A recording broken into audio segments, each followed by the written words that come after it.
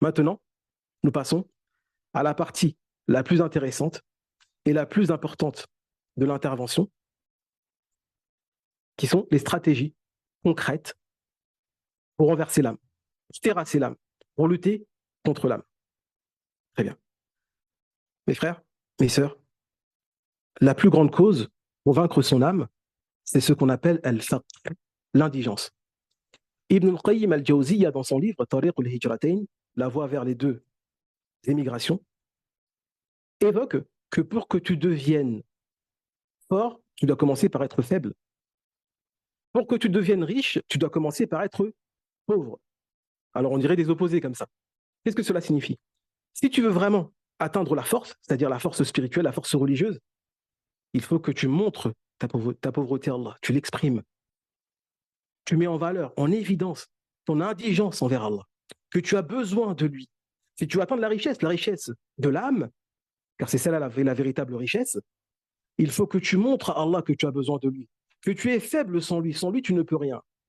Le Très a dit وَلَوْلَا فَضْلُ اللَّهِ عَلَيْكُمْ وَرَحْمَتُهُ مَا زَكَى مِنْكُمْ مِنْ أَحَدٍ أَبَدًا وَلَكِنَّ اللَّهَ يُزَكِّي مَن يَشَاءُ. Ne serait-ce le bienfait d'Allah sur vous et sa miséricorde, aucun d'entre vous ne se serait purifié. Il a dit وَلَوْلَا فَضْلُ اللَّهِ عَلَيْكُمْ وَرَحْمَتُهُ لَاتَّبَعْتُمُ الشَّيْطَانَ إِلَّا قَلِيلًا. Ne serait-ce le bienfait d'Allah et sa miséricorde, vous auriez tous suivi les pas du diable, sauf une petite partie. Le prophète sallallahu alayhi wa sallam a enseigné à sa fille, dans un hadith rapporté par l'imam al-Nasa'i, authentifié par Shir al-Bani ou bien rendu Hassan, il lui disait à Fatima de ne pas délaisser le fait de dire au matin et au soir, c'est-à-dire après le Fajr et après la Asr ou après le Maghrib, cette invocation. Donc, avant de citer l'invocation, je tiens à préciser la situation, le contexte. Il parle à sa fille, à l'une des personnes qu'il aime le plus, à l'une des personnes pour qui il veut le plus le salut. Il lui dit, dis, Ya Hayyu Ya Qayyum, ô toi le vivant, qui persiste par lui-même, bi rahmatika astarith, par ta miséricorde, ou bien je t'implore par ta miséricorde, je te supplie par ta miséricorde. C'est de cette indigence que je parle. Je te supplie par ta miséricorde. Aslihni sha'ni kullah. Améliore toute ma situation. Wala takilni ila nafsi tarfata ayn. Et ne me livre pas à mon âme, ne serait-ce que le temps d'un clin d'œil, ne serait-ce que le plus petit laps de temps. Et regardez ce qu'il apprend à sa fille. Ce n'est pas parce que je suis ton père, ce n'est pas parce que tu vis à l'époque de la révélation, c'est parce que tu vas montrer ton indigence à Allah que tu vas atteindre le salut. Le prophète sallallahu alayhi wa sallam disait aux compagnons, Mu'adh ibn Jabal, qui est le savant qui portera l'étendard des savants au jour dernier, qui est le savant du halal ou al-haram avec la thèse qu'il y a, le témoignage du prophète sallallahu alayhi wa sallam sur lui. Il lui disait, ô Mu'adh, je t'aime, ô Mu'adh, je t'aime, subhanallah. Et qu'est-ce qu'on donne à une personne qu'on aime? On donne le meilleur. Il lui dit, ne délaisse jamais, après chaque prière, le fait de dire, Dubura kulli salah, Allahumma a'inni, au Seigneur, aide-moi, ala dhikrika, à t'évoquer, wa shukrika, à te remercier, wa husni ibadatika, et à t'adorer de la bonne manière. Subhanallah. Mu'adh, c'est un savant, du halal ou al-haram, comme le prophète a dit. Il lui montre, ce n'est pas toute cette connaissance qui va t'accorder le salut, mais c'est le fait que tu supplies Allah. C'est le fait que tu lui montres ton indigence qui va te sauver. Avec, bien sûr, les efforts de science qui vont avec. Et regardez ce qu'il apprend. Et il lui a dit, il ne lui a pas dit, tu vas le dire une fois. Tu le dis après chaque prière. Subhanallah.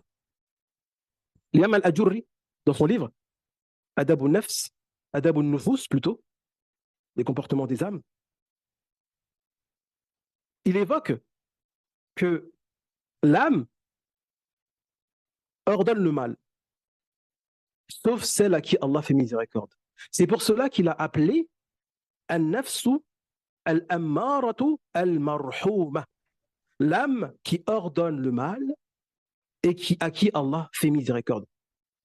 Et c'est basé sur le verset où Zulaykha a dit Wala ubarri'u nafsi inna nafsa la ammaratun bisu illa man rahima rabbuh. Il a dit, elle a dit plutôt, la femme qui avait tenté Joseph, elle avait dit je ne purifie pas. Certes, l'âme ordonne le mal, sauf ceux à qui Allah fait miséricorde. C'est pour ça que l'imam al-Ajurri l'a appelé l'âme qui ordonne le mal, à qui Allah fait miséricorde. Donc rappelez-vous que lorsque vous arrivez à terrasser l'âme, c'est une miséricorde d'Allah. C'est parce qu'Allah vous a fait miséricorde. Ibn al-Qayyim al-Jawziyya a un livre qui s'appelle Ad-Da'u wa Ad-Dawa, la maladie et le remède. Dans ce livre, une personne vient le voir, lui pose la question, et ça c'est la cause pour laquelle il a rédigé ce livre. Il a dit dans l'introduction, une personne vient et lui pose la question, lui dit, il y a un péché auquel je suis très attaché, et je n'arrive pas à m'en séparer. J'ai essayé à maintes reprises, j'ai fait beaucoup d'efforts, mais je n'arrive pas à m'en défaire. J'ai peur de rencontrer Allah avec ses désobéissances. Et il lui dit, donne-moi un conseil qui peut m'aider. Ibn Qayyim al-Jawziyya, il a rédigé tout ce livre pour répondre à sa demande. Et la première cause qu'il a donnée, c'est l'invocation. Invoque Allah, demande à Allah. Et lorsque vous montrez votre allégeance à Allah, vous l'invoquez, vous le demandez, sachez que vous allez jouir de l'intervention divine dans votre vie. Et il va vous aider à vaincre cette âme.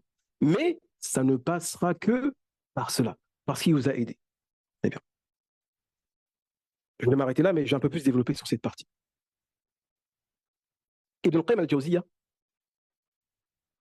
évoque dans son livre Madarij al-Salikin une notion importante à laquelle nous arriverons, Inch'Allah, lorsque nous verrons les étapes du cheminement, car nous sommes encore dans l'introduction. Il évoque une notion importante dans l'étape du repentir. Il explique que certaines personnes atteignent un niveau de piété. Un niveau de piété extrême.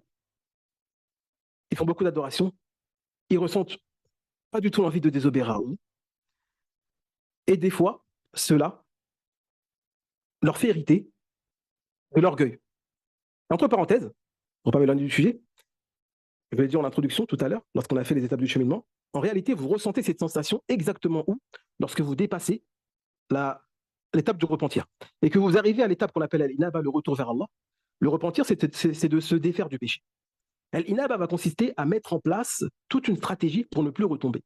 Et lorsque vous arrivez à ce stade-là, l'entrave du cœur se lève, le voile s'enlève. Pourquoi? Parce que le voile, c'était le péché. Vous avez mis une barrière. Et là, vous vous mettez à voir de vos yeux ce que vous ne voyiez pas avant, c'est-à-dire Allah dans sa création. Tout ce que vous regardez, votre enfant, votre femme, une voiture, tout, vous voyez Allah. Pourquoi? Parce que vous allez toujours vous dire, sans ça, sans Allah, ceci serait absent, ceci serait néant. Tout vous rappelle Allah. Mais pour arriver à Allah, il faut cheminer jusqu'à cette étape-là, Inch'Allah. C'est ce qu'on appelle at-tadhakkur. Ibn Qayyim l'explique très bien dans son livre et il donne beaucoup de preuves du Coran. Allons dans ce sens-là. On revient. Donc une personne qui atteint ce niveau-là, en règle générale, si elle ne sait pas appuyer sur Allah, le danger, c'est qu'elle va sentir quelque chose de très mauvais. Elle va se sentir supérieure aux autres. Elle va se sentir loin du péché, loin de la désobéissance. Ibn Qayyim explique, Al-Jawziyya, comment Allah Ta'ala éduque cette personne. Il la livre à son âme. Simplement. Il la livre à son âme. Comme on l'a dit dans l'invocation, ne me livre pas à mon âme, ne serait-ce que le temps d'un clin d'œil. Allah va livrer cette personne à son âme. Que va faire l'âme? L'âme va dévorer la personne. L'âme va traîner la personne dans la boue. L'âme va tirer la personne vers des choses répugnantes, des choses sales, des choses humiliantes. À ce moment-là, elle va se rappeler que sans Allah, elle n'est rien. Et Allah va faire naître dans son cœur une miséricorde qu'il n'y avait pas.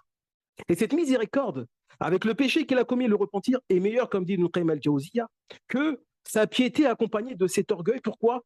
Parce que de la même manière que le cœur adore, le cœur commet des péchés. Et les péchés du cœur sont aussi grands que leurs adorations, comme l'orgueil, comme l'émerveillement, comme Allah Ta'ala a dit, celui qui me concurrence. Non, il a dit plutôt, l'orgueil est mon pagne. Et il a dit, l'orgueil est ma tunique, et il a dit, la grandeur est mon pagne. Celui qui me concurrence dans ces deux-là, je le fais rentrer en. C'est-à-dire que celui qui ressent quelque chose comme quoi il est au-dessus des gens, comme quoi il est meilleur, comme quoi il regarde les gens de haut parce qu'il a atteint une certaine piété, parce qu'il a atteint une certaine droiture, parce qu'il se sent plus accroché, par exemple, à la voix des plus prédécesseurs que les autres, Allah subhanahu wa ta'ala va l'éduquer. Et il va lui rappeler qui il est. Il va lui rappeler que sans lui, il n'est rien. Donc, je reviens à ce point-là, l'indigence, mes frères. Montrer à Allah. Et c'est-à-dire que, maintenant que vous avez compris la théorie, la pratique, à ce stade-là, va consister à ce que vous mettiez dans votre programme ce que je viens de dire. C'est-à-dire, ne manquez jamais dès le matin de montrer votre indigence à Allah. C'est-à-dire que lorsque vous dites ces invocations-là, oh Allah ne me livre pas à mon âme, ne serait-ce que le temps d'un clin d'œil, dites-le réellement avec votre cœur, en vous disant, oh Allah, je suis attaché à tel péché. Oh Allah, tu sais que je suis faible dans ça. Oh Allah, tu sais que je n'arrive pas à retenir ma colère. Oh Allah, tu sais que je suis comme ça. Ne me livre pas à mon âme, ne serait-ce que le temps d'un clin d'œil. Et faites-le vraiment sincèrement en demandant à Allah. Et vous allez voir que Allah subhanahu wa ta'ala va réellement intervenir. Faites-le dans les heures légiférées. Exemple, le matin, comme le prophète sallallahu a dit à sa fille. Le soir, comme l'a dit à Mu'adh, après chaque prière. Aussi aux heures où les invocations sont exaucées entre la zen et l'iqama. Le troisième tiers de la nuit, lorsqu'il pleut, lorsque vous êtes en voyage. Donc vraiment, faites les causes pour montrer à Allah. Et si Allah voit réellement que c'est une réelle indigence, vous montrez votre pauvreté, il va vous enrichir. Il va enrichir votre cœur et il va vous donner cette force nécessaire pour interdire à l'âme sa passion.